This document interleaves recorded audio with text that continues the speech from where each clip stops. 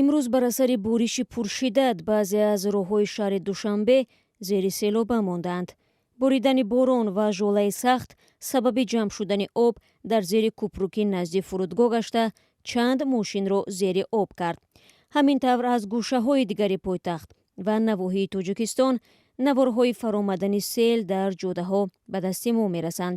Кумитаи ҳолатҳои фавқулода зарари расида аз ин боришро эълон накардааст, ҳарчанд аз ҳафтаи гузашта дар бораи ҳавои номусоид ва боридани боронҳои пуршиддат ҳушдор дода буд.